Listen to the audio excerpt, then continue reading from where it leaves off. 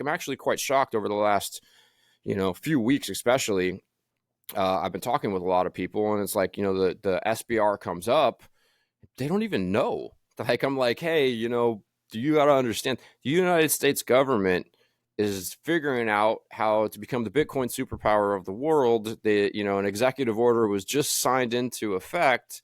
The United States government is like figuring this out. Like, you should pay attention. You have an opportunity to front run like the elites. And in a lot of ways, that's a first, as far as I know, in human history, that, the pleb class, the peasants, whatever you want to say, your average individual has the ability to front run.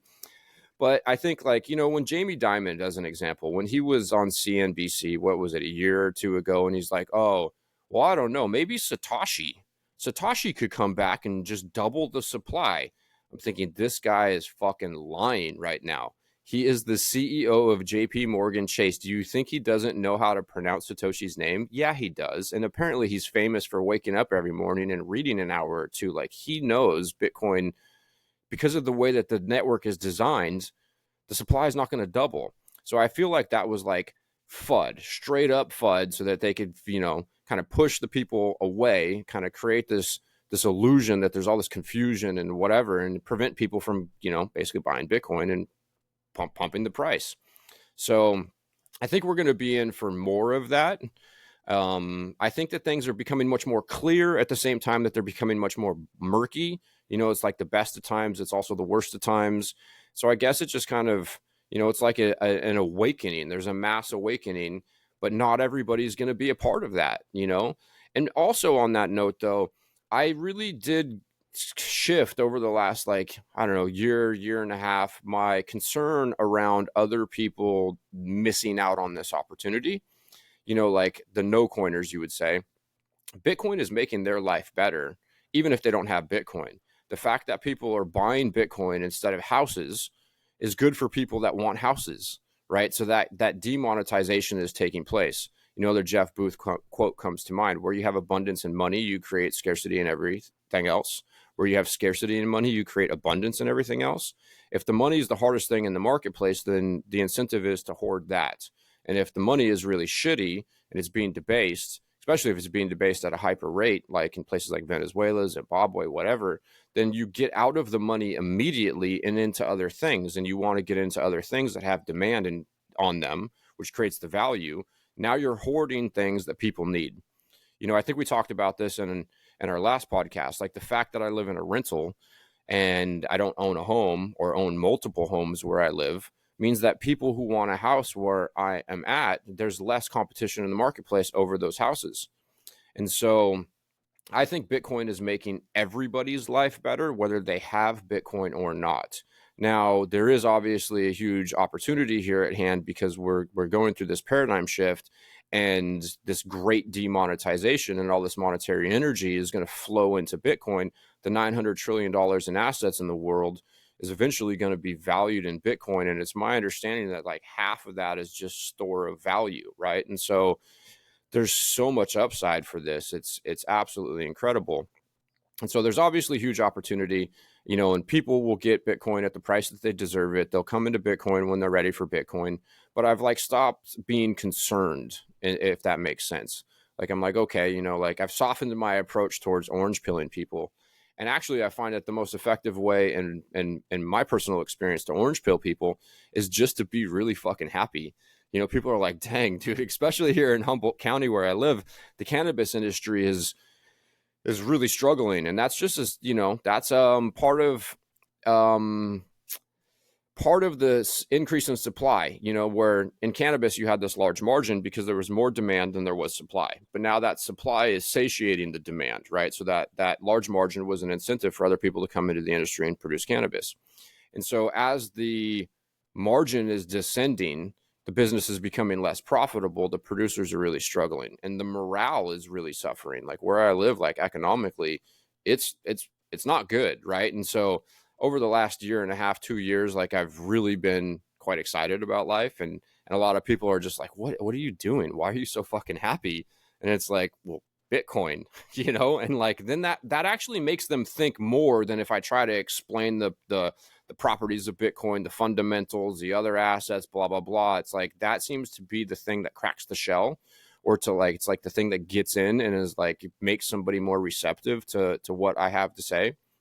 And so, yeah, I don't know, shedding love and light and happiness on the world seems to be, at least in my experience, more effective than anything else I've ever tried to do to help people. It's just show people that, you know, things are good. I think they're good, and I'm happy. Seems I to be love that. alluring. I said that before even I started the podcast.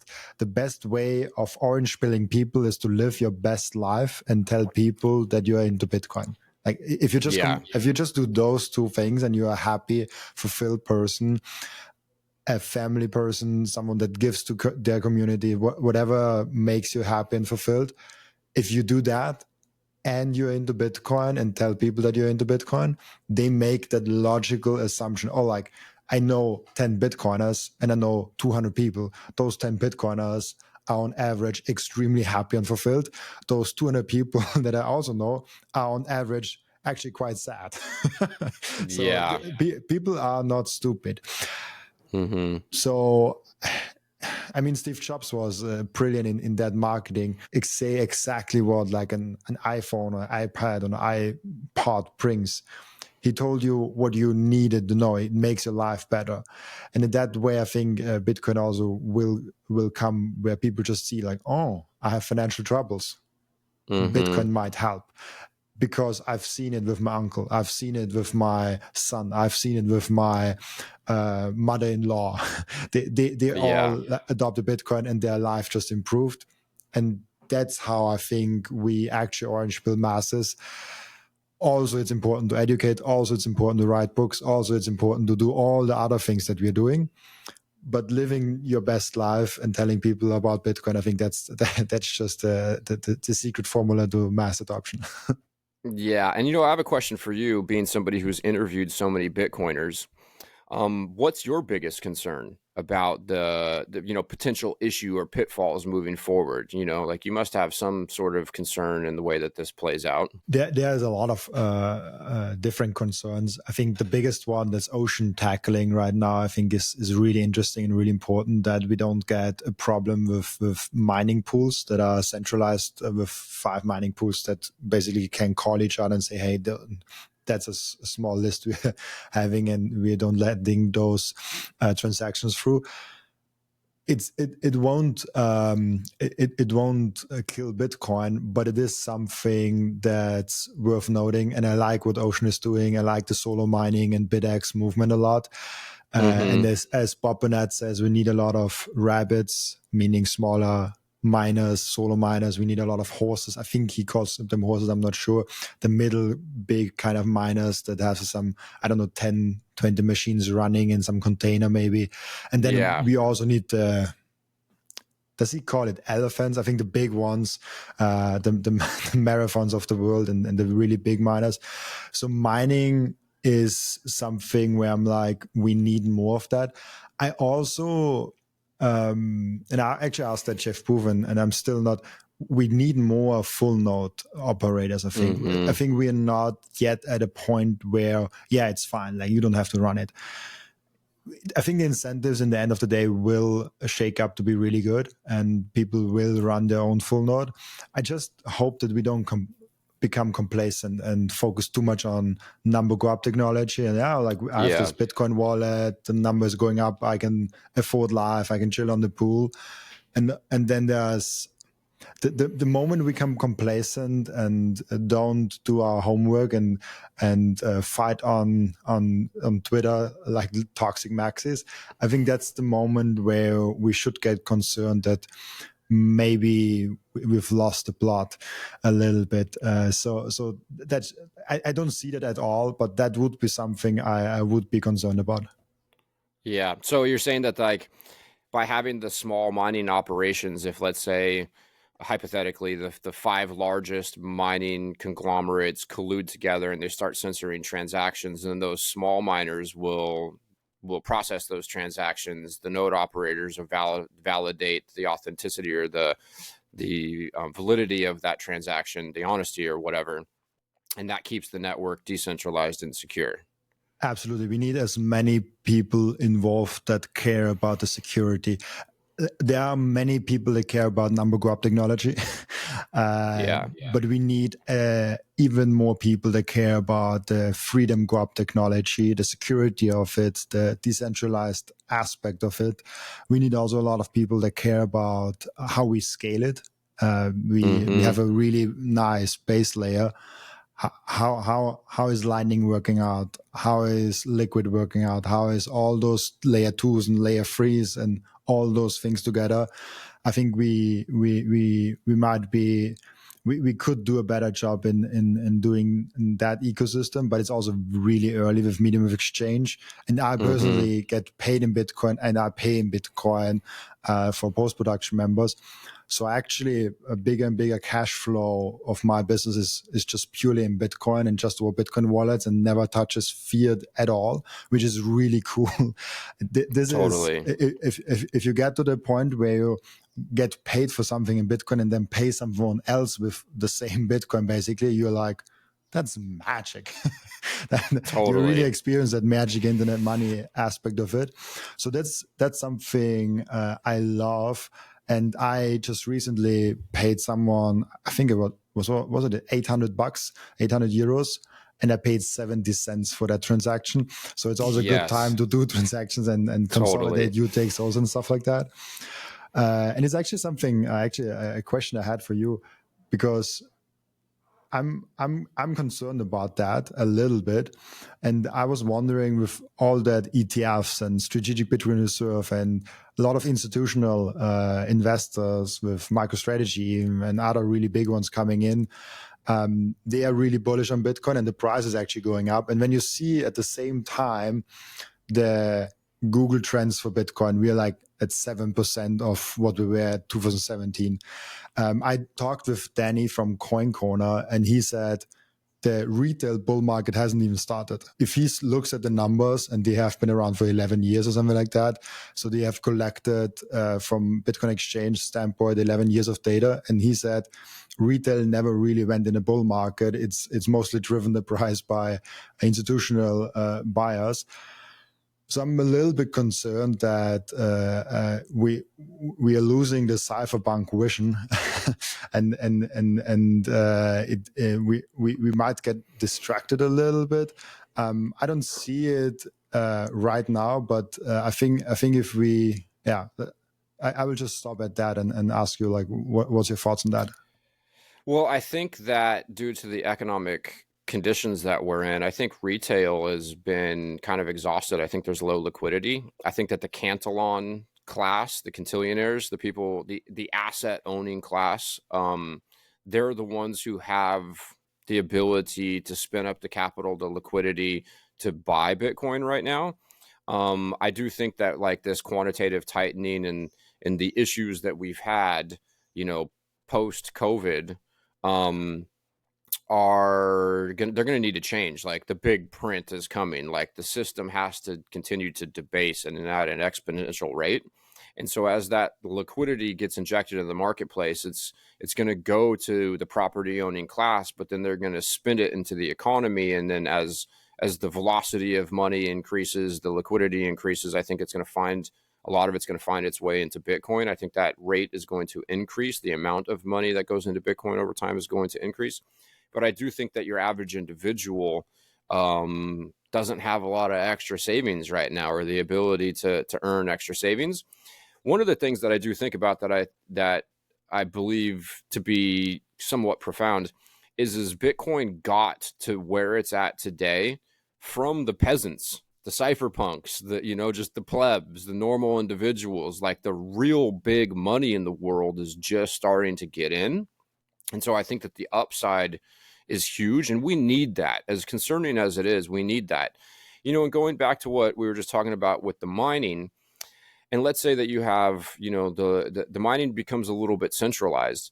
This is the game theory that I kind of referred to. In the BB world, the dishonest market participants had an advantage if they could get away with that dishonesty, and it was much easier to do so without Bitcoin than it is with Bitcoin. With Bitcoin, the honest market participant is rewarded. So if the mining pools, these large conglomerates or whatever centralized mining, concern that we have. If they try to censor transactions, well, because the protocol is bounded by energy, they have to pay for a lot of energy, harvest a lot of energy, harness a lot of energy to even have the privilege of mining the block. And if they attempt to deny a transaction, then someone else who's honest will just take that transaction. They'll get the block reward. And then the honest market participant wins. And so I do think that that's really profound. And that's like kind of, at least the concept that mitigates, my concerns. Now, don't get me wrong. I'm not lackadaisical or complacent. I do think this is a very important time, but it just seems that there's like this incentive vortex, this dynamic or these forces at play because of this protocol that's going to reward honesty and punish dishonesty. Now, my concerns really is like, how bumpy of a ride is it? Because there could be some real issues that we have. But the thing that I find just, I don't know, so beautiful about it all is we're moving in the right direction. And that is like really inspiring. It makes me pumped. I'm pumped. Like our it seems that our world took a 180-degree shift in the right direction. Like we and it almost seems like Bitcoin happened like this. It's like Eric Kaysen says it's messianic, like it's like God sent, like it came at the absolutely perfect time. Like it couldn't have happened any earlier, it couldn't have happened any later, and without it, like we would be fucked. It seems we would be in real trouble, right? And so yeah, I think honesty is going to be rewarded now as a result of Bitcoin, and that's like just so big of a deal, really is. And this is a really good one with the ride getting bumpier. I hear a lot about people saying the volatility go down, but I think actually the opposite might be the case. I think the volatility might actually go up as the ride gets bumpier and bigger players and more people come in. I could be wrong. It could be also like smooth sailing and the volatility slowly goes down and we're just getting adopted.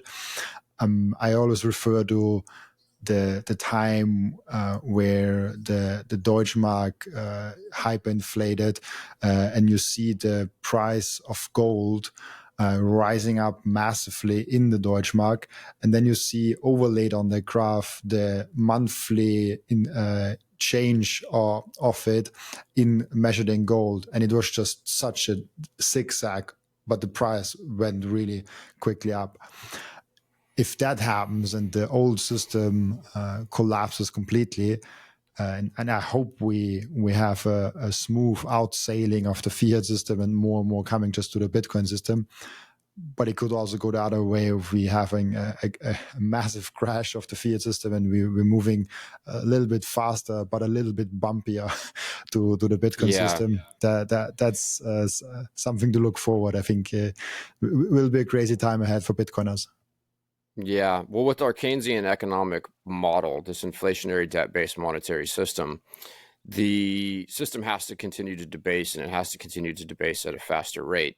And so as deflation, the deflationary force, like the natural state of the free market is deflation. Like I love Jeff Booth's work so much. As we're pushing prices down on everything in real terms, that requires more debasement to prop up prices of everything to prevent the system from going insolvent. And in some sense, what I see is a few things. I see that Bitcoin's like an escape valve for the inflation. It's a place for that monetary energy to go as the currency is debased.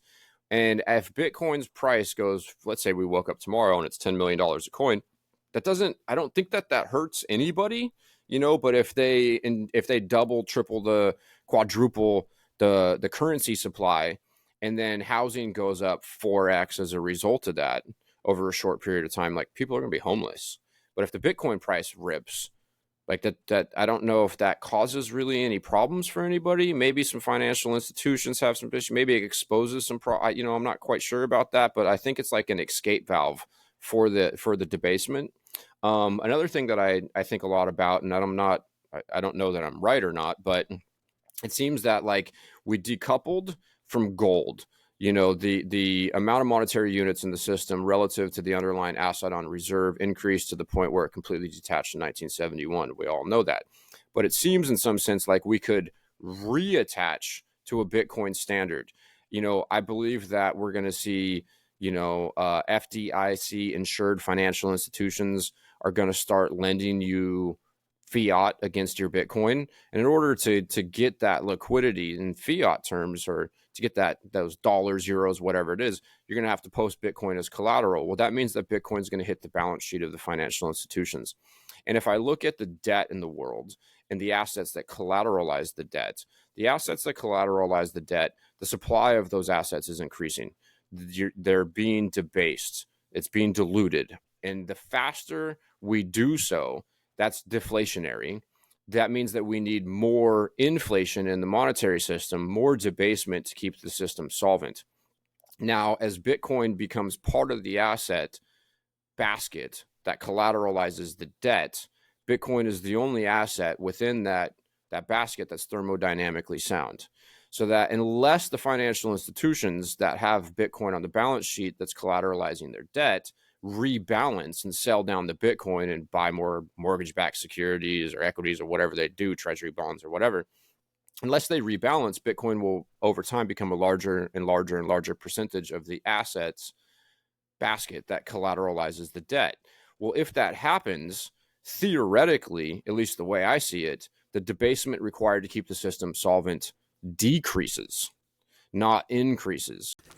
Thank you for watching this video. This was only a snippet of the podcast. And if you want to watch the full episode and get all of the context of this episode, you can click right here or here. Oh, maybe also here.